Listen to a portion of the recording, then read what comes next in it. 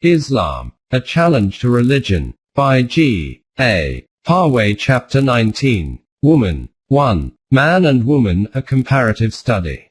For ages, men did not treat the woman folk with justice and fairness. That woman was inferior to man in intelligence was, for long, regarded as a self-evident truth. All the dull and uninteresting tasks were, therefore, assigned to her. In the civilization man built up, woman had to be content with an inferior role. It is only recently that woman has begun to assert her rights and claim equality with man. Though the intellectual climate of the present age is generally favorable to woman's demand for equality, the question of its validity has not quite emerged from the smoke of the controversy. No doubt there are differences between man and woman, but they are in fact far fewer than those which used to be quoted. Even these few are largely biological. A potent difference is that in physical prowess, the male surpasses the female not so much in his capacity for endurance as in the intensity of his muscular action. He generally runs faster and punches harder. His red blood corpuscles, which carry oxygen from the lungs to the muscles, are 10% more abundant than those of the female. Then her feminine, biological peculiarities and maternal duties not only consume her energies to no inconsiderable extent, but also confine her indoor for long periods. All these factors supposedly keep her weaker of the two. Hence the tasks demanding great physical strength or regular outdoor activities, such as fighting and hunting, were naturally assigned to the man, while the woman generally took over the lighter and domestic tasks, such as cooking and washing. As physical strength was an essential value for a primitive group constantly threatened by other hostile groups, man soon secured for himself a dominant position in the tribal setup. As this state of affairs continued for long ages, men consolidated their position of dominance and ruled over the women folk with a high hand. Gradually women were reduced to the position of serfs. The truth slowly dawned on man's mind that he had overestimated the value of physical strength and military prowess. He realized that other abilities are equally valuable. In modern society, intelligence is valued more than bodily strength. The psychologists tell us that woman is man's equal in intelligence and some other abilities. Man is superior to woman in some abilities but inferior to her in others. For instance, he excels her in mechanical skill while she surpasses him in linguistic ability. It is now generally admitted that woman is, on the whole, man's equal. Nevertheless, deep down in her unconscious, the inferiority complex handed down from the immemorial past is firmly lodged. In the advanced countries of Europe and America, women are working shoulder to shoulder with men in the fields of science, industry and administration, but they too are impelled by an unconscious urge to make themselves attractive to men. The greater part of the money they earn is wasted on dress, makeup and finery. All the time they can spare, they devote to beautifying themselves. Obviously their main purpose is to make themselves fascinating and glamorous. This is because women have been told all the time, on religious authority, that God originally created man and woman was created subsequently because man felt lonely. She is, therefore, driven to the belief that she does not exist for herself but only to fulfill the wishes of man. Hence her unconscious desire to become as attractive to man as possible. The inferiority complex from which woman suffers has its roots in the remote past. A social framework which has remained basically unchanged assigned to her a status much lower than that of man. Man regarded her occasionally as a goddess, usually as a slave, but rarely as a comrade. In this man-made society, the dice were heavily loaded against her. The powerful forces of custom, law and religion were ranged against her. She could not own property in her own right. She could not choose her own mate. The father could give her in marriage to anyone he liked. If the husband died even when she was still young, she was not permitted to remarry. Widowhood was her lot for the rest of her life. Sometimes she was even expected to die with her husband. The barbarous custom of sati required her to sit on the funeral pyre of her dead husband and be burnt alive. Religion too was not kind to her. The biblical story of Adam and Eve is hardly fair to her. It is said that God first created Adam and then, out of his rib, he created Eve. The rib is crooked, and so devout men were quite prepared to admit the same crookedness in the nature of woman. The sequel of the story shows that woman is not only crooked but also weak. She quickly succumbed to the seductions of Satan and tempted Adam into sin. The story of Adam and Eve, in which Eve plays the role of a temptress, is widely believed in throughout the Christian world. The attitude of the Christians towards women is therefore tinged with fear and hostility. To preserve their purity, devout men thought it necessary to avoid all contact with women. Marriage was looked upon as a necessary evil. Celibacy came to be regarded as a virtue. Woman was a hindrance to spiritual progress, so at least the priest, whose sole concern was the soul, had to remain unmarried. Such ideas have been in vogue for centuries and, until recently, were to be found in all parts of the world. The Quran completely changed man's attitude towards woman. It placed the relation between man and woman on a basis of equality, exalting neither over the other. The Quran does not say that man was created first and so has precedence over woman. It tells us that for every one, life originated from a monocell. The distinction between male and female came at a later stage, and when it appeared, both of them were very much there. God created you from a single life cell, and from it created its mate. For man a woman, and for woman a man. And from them twain, has spread abroad a multitude of men and women. 4:1. Thus, in the matter of creation, neither had any preferential treatment.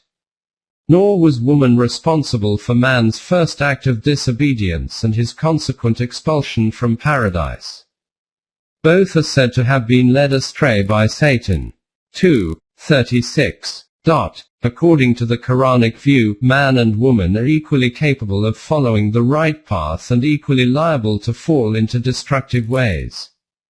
Of course, they are not absolutely the same. In some things men are superior while in others women surpass them. It is a necessary consequence of the fact that their roles in life are complementary to each other. They are equal in worth although different in particular qualities. God has so created you that one excels the other. In certain respects. 4:34. Not that man excels woman, but one excels the other in certain respects and is surpassed by the other in other respects. For thousands of years, man has told woman that she is inferior to him not only in physical strength but also in intelligence and other abilities. Only recently has she realized that she can equal man in many walks of life. The Quran instills into her mind ideas of her essential worth and her own capacity. The Quran liberated woman from her age-long bondage to man. It says, if men have the potentiality to develop their personality by harmonizing themselves with the laws of Allah, then women also have a similar potentiality. If men can be members of a movement that aims at world peace according to the inviolable laws of Allah, then women also can participate in it by becoming its members. If men can restrain their capabilities so as to develop them within the laws of Allah, so can women.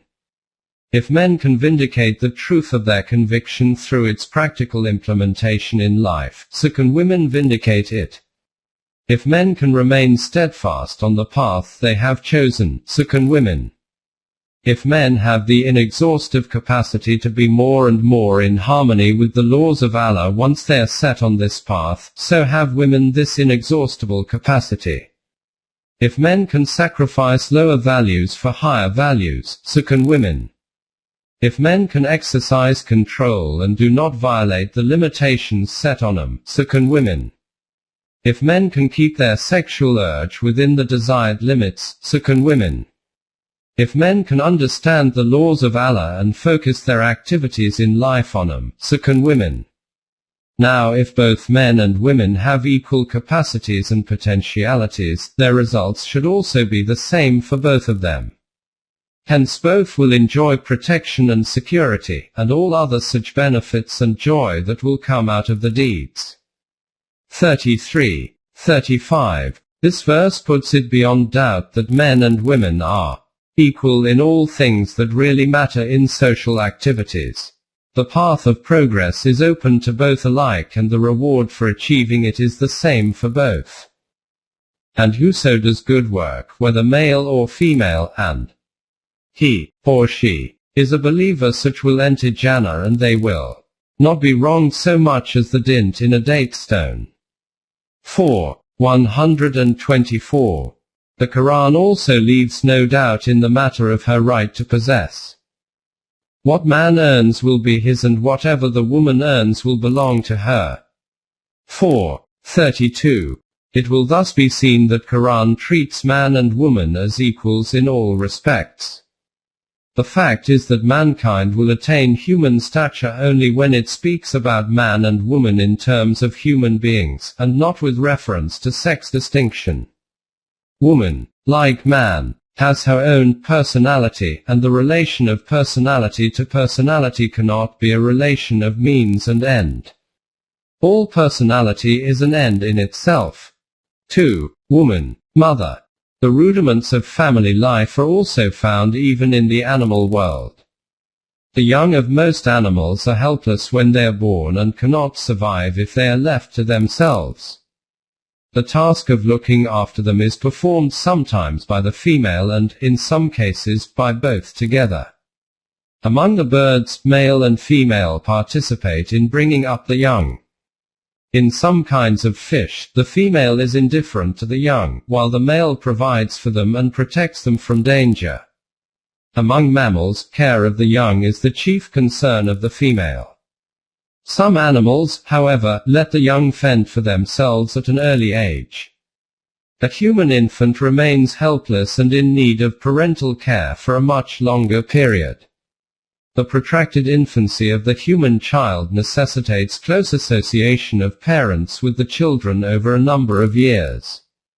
In this close companionship, tender emotions germinate and develop. Strong ties of love and affection bind the parents and children closely and permanently. Home is the stage on which the members of the family play their respective roles. Home symbolizes happiness, peace, security, and mutual sympathy. It is the field for satisfying social contacts and fruitful cooperation. Under parental care, the individual not only attains physical maturity but also becomes a humanized and socialized being. The family is the matrix in which his personality is shaped and molded. Membership of the family prepares him for membership of society. Society is only the family in large. By virtue of the training he has received in sympathy, tolerance and cooperation, he takes his rightful place in society as a free and responsible person. The family is all important to the human child, and, in the family, the major role is played by the mother. One cannot overemphasize the influence she exercises over her children. She inspires in them the ideals and imparts to them the culture of her society. It mainly depends on her whether they will become useful members of the society or will be only misfits therein. The Quran fully recognizes the mother's vital role in the family and in society. The Quranic term for the community of Muslims is Ummah, and is derived from which means mother. The mother influences the family directly and the community indirectly, but not less effectively. The child develops a balanced personality only when peace reigns in the home atmosphere and there is harmony and concord between the parents. Discord between the parents is the main cause of personality disorders in children. The Quran, therefore, advises man to choose a congenial mate who shares his views and ideals and is in agreement with him on all important matters. 221. Marriage is a contract freely entered into by both man and woman. The woman is therefore absolutely free to marry anyone she likes. Man cannot marry a woman against her will. 4.19. It is the duty of the married couple to provide a happy home for their children. As the woman has to devote most of her time to the care of children, the duty of providing them with the means of subsistence, obviously, falls on man. This division of labor is in the interest of the whole family. Men are responsible for the maintenance of women in the home. 4.34. If, however, a woman can spare the time to earn her own living, she is free to do so. Whatever she earns belongs to her. 4.32. Man and woman are equal partners to work as a team in running the home. Neither of them should try to dominate and exploit the other. Woman's rights are to be respected as much as man's. The husband cannot encroach on the rights of his wife. Women have rights against men like as men have rights against them in reason and law. 228. The relationship between husband and wife has to be closer and reciprocal. They are raiment for you and you are raiment for them. 187. As stated above, marriage is a contract entered into by voluntary agreement of the partners. It is a solemn contract. It can still be annulled, but for good reasons when there is no way out and all attempts to save it have failed. Even when such a situation arises, the husband and wife should try to save the contract by an agreeable compromise.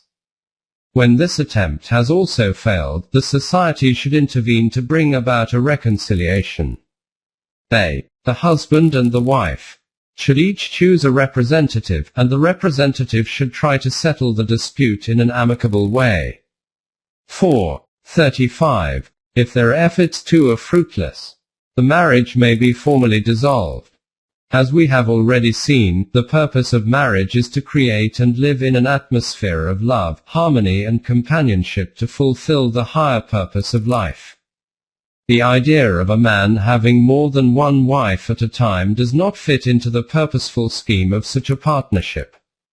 Monogamy, one man with one woman, is therefore the normal rule according to the Quran.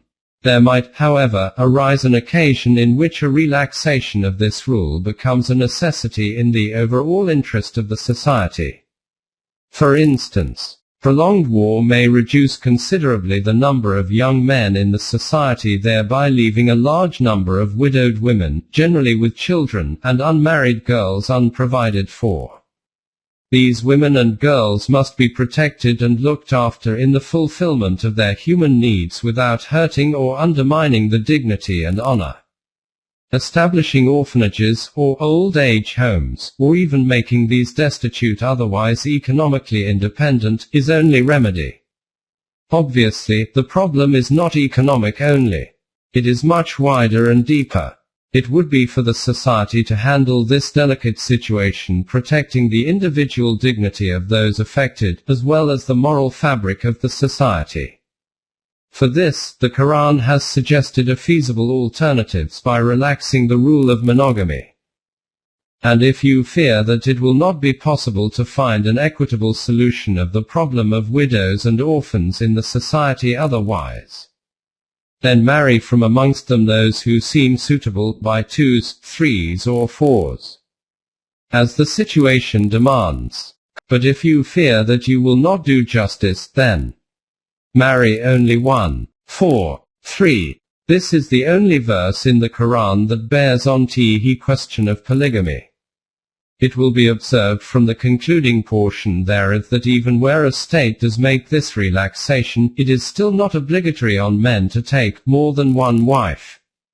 They may marry only if they can do justice. It is obvious that if a man marries in such an abnormal situation, it will be as a service to the nation, both on his part and the part of his first wife. She will consider it her duty to provide shelter to one of her unfortunate sisters who has been driven to such a pitiable condition through no fault of her own. It may be argued that we will rarely find a woman who will agree to a rival being brought into her home. The argument may seem valid in the present pattern of life wherein personal interests come first. But it loses its ground in the revolution of ideas brought about by the Quran, in which the believers prefer others over themselves, though they might have to undergo hardships. 59.9. History tells us that in the Quranic society in Medina at the time of the Rasul, such a newcomer to the house of a Muslim, in the circumstances stated above, was greeted with blessings by those already in it. The newcomers also did not enter the house as rivals. They were rather laden with a sense of gratitude. This was the result of change which Iman brought about in their heart. The principle embodied in the verse cited above was exemplified in the life of the Rasul himself. When he was 25, he married Khadija, a widow who was much older than him. For 25 years she was his only wife. He remarried only after her death. The conditions in which he took to himself more than one wife were such as are specified in the verse to which we have referred. The small Muslim community settled in Medina was constantly at war with enemies on all sides. War takes a heavy toll on the youth of a country. There was a sharp decrease in the number of men. Besides this, there was an influx of refugees, mostly women, from Mecca. The large number of widows and unmarried girls created a problem for the Muslims. It was a situation fraught with danger, and a drastic remedy had to be applied. It was in such an emergency that polygamy was permitted to give protection to the unprotected women folk by giving them safety and social status. Those for whom the Rasul himself provided a home in this way are briefly described below. Sauda and her husband had fled from the persecution of the Quraysh and taken refuge in Abyssinia. On the death of her husband, she was left absolutely helpless. Hafsa was the daughter of Umar and the widow of Kanaz. Kanaz was killed in the Battle of Uhud. As she was in distress, Umar tried to give her in marriage to one of his friends but did not succeed. He approached another friend, but he too was unwilling to marry her. The Rasul came to the help of Umar and provided a home for her. Zainab, her third husband too, was killed in the Battle of Uhud. She was left destitute. She was therefore taken under protection by the Rasul, but she died 2 months after. Salama, with her husband she had sought refuge in Abyssinia. After their return, her husband was killed in the Battle of Uhud. She was in great distress when the Rasul came to her rescue. Zainab too. She belonged to the family of the Rasul. Her husband, who had been once a slave, had divorced her. As the wife of an erstwhile slave, her social position had been lowered in the general estimation. To bring home to the society at large that this traditional attitude was repugnant to the spirit of Islam. The Rasul himself chose her for marriage, demonstrating thereby that no one loses caste by entering into matrimony with a freed slave. Habiba. She was the daughter of Abu Sufyan, one of the leaders of the Quraysh. She had migrated to Abyssinia with her husband. Her husband embraced Christianity and deserted her. She returned home, but no one from her family would welcome her and give her protection. The Rasul gave her status and a home. Maimuna. When her second husband died in Mecca, she was left penniless. The Rasul provided her with a home by giving her a legal status.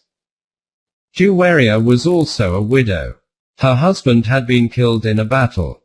She was the daughter of the tribal chief of Bani Mustalik. Sophia's father, brother and husband had all been killed in the war. She had no one to support her. Aisha was the only virgin whom the Rasul married. He had married her before he migrated to Medina, when she was about 19 years old. The facts speak for themselves. With the solitary exception of Aisha, the women whom the Rasul married were all elderly widows, homeless and friendless. The Quran does not specify the number of wives the Rasul had at a time. Social life was in a chaotic condition and Lai had to make economic adjustments. As the war continued, the small community had neither the time nor the resources to provide home and subsistence to the widows and orphans. When conditions reverted to the normal, the Rasul offered to divorce them if they so desired. They rejected the offer and remained with him. 3. Slave girls. Before the advent of Islam, slavery prevailed all over the world. To men in those days, it seemed perfectly normal for the strong and wealthy to have slaves whom they had captured in war or purchased in the market. The Greeks were the leaders of thought in the ancient world. No Greek thinker had ever raised his voice against the institution of slavery. The Quran proclaimed the equality of all men in the sight of God. It struck at the root of slavery by recognizing the moral worth of man as man. However, there were, at the time of the advent of Islam, numerous slaves, both men and women, in Arabia as elsewhere in the world. The Arab economy was based on slavery. To abolish it at one stroke was impracticable. It could not be done without plunging the whole society into confusion. Yet, in every conceivable way, the Quran discouraged slavery and improved the lot of the slaves. The Muslims were urged to be kind and considerate to their slaves. They were told that to emancipate a slave was a meritorious act. They could atone for some of their offenses by setting a slave free.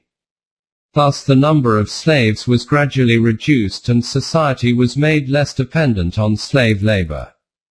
The words, whom your right hand possessed, occurring in the Quran are in the past tense and refer to those who had already been enslaved.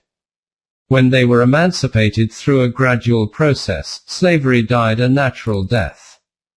The main source of slaves, men and women, was prisoners in war. The Quran laid down that they should be set free either for a ransom or as a favor. 47. 4. The door for future slavery was thus closed by the Quran forever. Whatever happened in subsequent history was the responsibility of the Muslims and not of the Quran. Islam brought about a revolution in human relations, placing master and slave, man and woman, on a footing of equality before God. In Arabia, as in most other countries, man had been accustomed to look on women just for the gratification of his lust. Marriage was a device to prevent men from quarreling for the possession of desirable women. The Quran raised the status of women in society and made them equal partners of men in the enterprise of living. 4. Sex and society. The sex urge is part of the instinctual equipment of man and woman. The continuity of the race is ensured by the individual's desire to engage in procreative activity. It is the means by which the torch of life is carried forward. In the classical classification of instincts on the basis of the ends they subserve, the sex urge belongs to the class of instincts of race preservation. It is now generally admitted that the sex motive is a powerful determinant of human behavior. For a long time, however, under the influence of Puritanism and rationalism, the sex life of man was not considered worthy of serious study. In good society, the subject was scrupulously eschewed. At the beginning of the 20th century, however, a reaction set in and the fashion now is to exaggerate its importance in human life. Some psychologists, led by Freud, regard it as basic in human nature and ubiquitous in human life. The psychoanalyst digs up the sex motive in such simple activities as eating and playing. He tries to lift the veil from sex and discovers it in unexpected places. The mathematician pondering over lines and curves and the mystic absorbed in meditation may both be satisfying the same urge, though in different ways. Libidinal energy, repressed and diverted into socially approved channels, creates culture and civilization. The Western people, it would seem, have swung from the extreme of cold indifference to sex to the opposite extreme of intense preoccupation with it. The Quran steers a middle course. It assigns to sex its rightful place in life but no more. In this attitude it is supported by science. Experimental studies of animal behavior show that the sex drive, though a strong one, is by no means the strongest. It is weaker than hunger and thirst. It is also weaker than the parental instinct. Another point to be noted in this connection is that man cannot live without food or water for more than a few days. But the satisfaction of the sex urge may be postponed indefinitely without injury to his physical or mental health. Some great men have led a perfectly normal life without sex indulgence. Celibacy has been the normal way of life for some men. It would seem that the energy of the sex drive is displaceable and can be diverted into other channels. There is another angle also. An excessive indulgence in matters other than sex will harm the intemperate man himself. But misbehavior in sex will also have concern for society at large. Sex love being monopolistic would give rise to the strong and sometimes uncontrollable forces of rivalry and jealousy which are so destructive for the society. It is necessary to call attention to another aspect of sex. Sex primarily subserves the biological end of race preservation, but the activity to which it leads is eminently pleasurable to the individual also.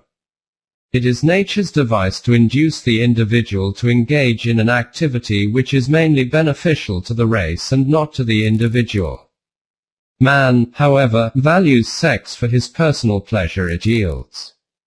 This pleasure becomes his main goal. For the sake of enjoying it, he artificially stimulates his sex appetite and so perverts it and deflects it from its natural end. Sex, lust, becomes an impediment to man's progress in self-realization.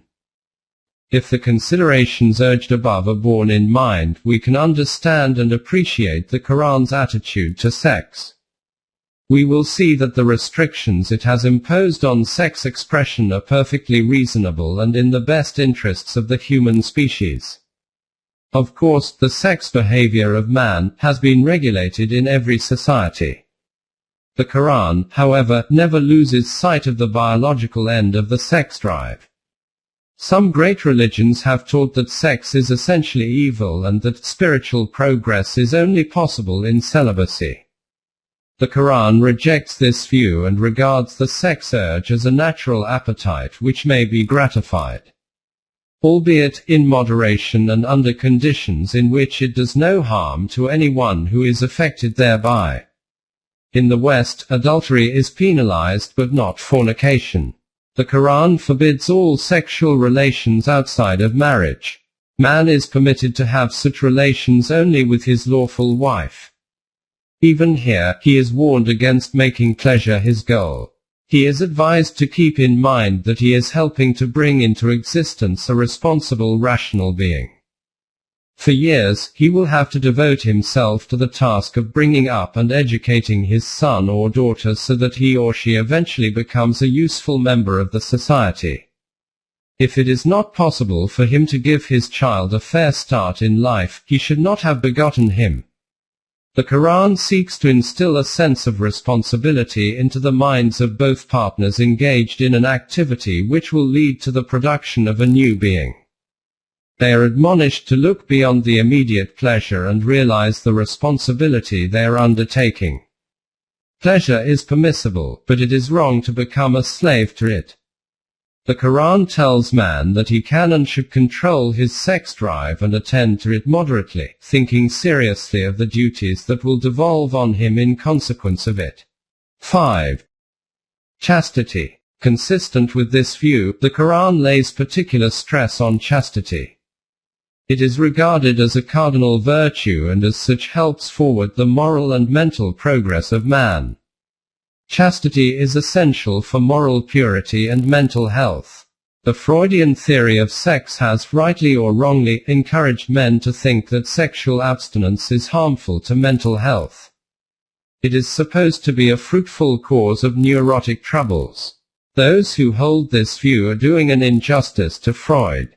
He himself did not defend licentiousness. It is not sexual abstinence but repressed sexuality that produces neurotic disorders. This is what Freud actually taught. Some medical men, who have only superficial knowledge of the psychoanalytic doctrine, actually advise their neurotic patients to overcome their sexual inhibitions and let themselves go. No wonder that the patients sometimes get worse instead of getting better. Because of a constitutional bias, the neurotics are obsessed with sex and are also prone to repression. Sexual abstinence does no appreciable harm to normal men. Rather, abstinence is conducive to mental health. What a man is to do if circumstances do not permit him to marry. The Quran advises him to guard his chastity and to abstain from gratifying his sex appetite till it is possible for him to get a suitable mate. And let those who cannot find a match keep chaste till Allah enriches them by His grace. 24:32. The drives of hunger and thirst are imperative and must be satisfied under any circumstances. The satisfaction of the sex drive, however, can safely be postponed for a fairly long period, or even forever. Unlike the drives of hunger and thirst, sex appetite never rouses itself. It is excitable by conscious volition. The point needs further elaboration. A man, even when busy and deeply absorbed in his work, will feel thirstily when his system needs water, irrespective of the fact whether he is conscious about the need or not.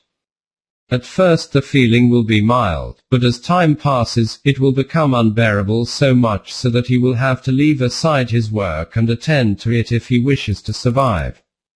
The same will hold good in the case of food. But the sex urge is quite different. It never becomes a compelling drive on its own unless it receives a stimulus, mental or physical. The most important exciting factor is the thought of sex itself, which has to be held in check. This is why chastity is not a physiological or psychological impossibility. The Quran, by emphasizing the importance of chastity, also helps to solve population problem. Chastity is not only in extramarital relationship, but even a married couple should turn towards the sex urge only when they are ready to welcome an addition to the family. This ideal will benefit both the body and the human self alike and also make a sensible check on the growth of population.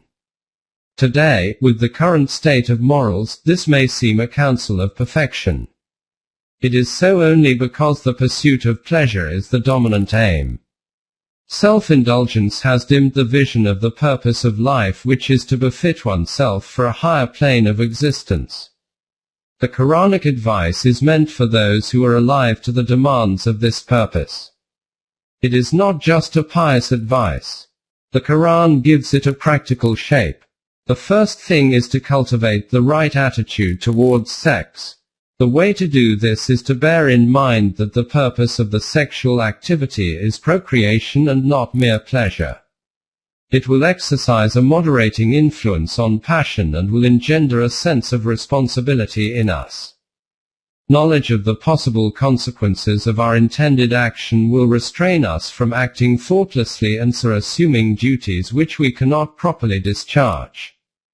In animals, the sex impulses are controlled by nature and the sex drive arises only when nature wishes to bring about conception.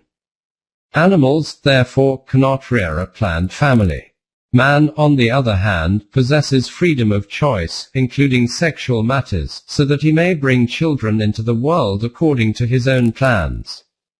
He may, however, abuse his freedom and indulge in sex for the sake of pleasure, which results in accidental and unwanted births with all the misadjustments that follow for the individual as well as for society.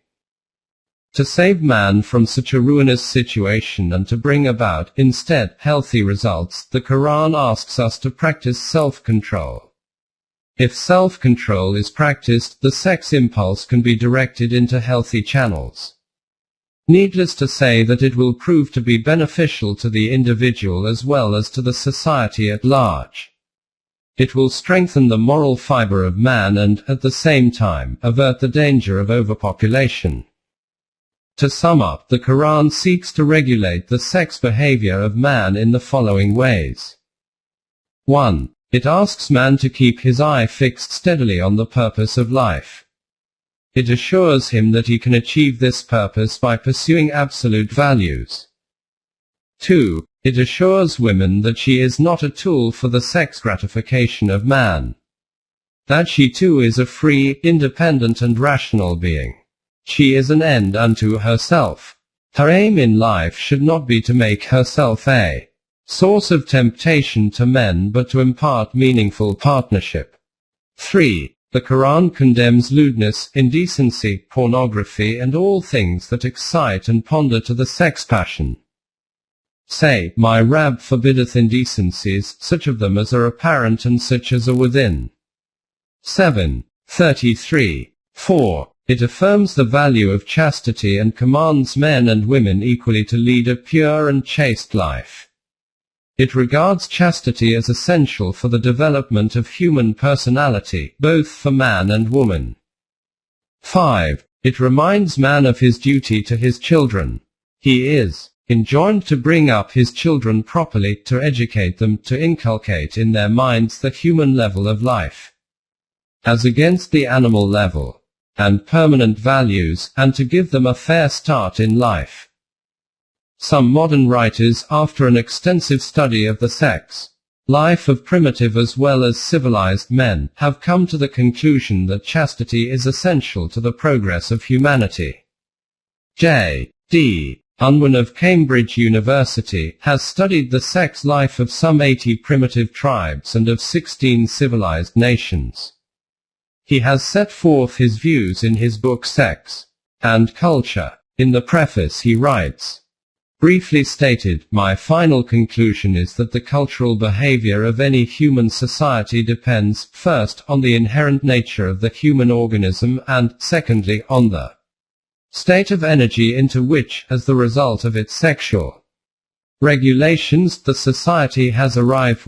The conclusions he draws from his study of the primitive peoples are as follows.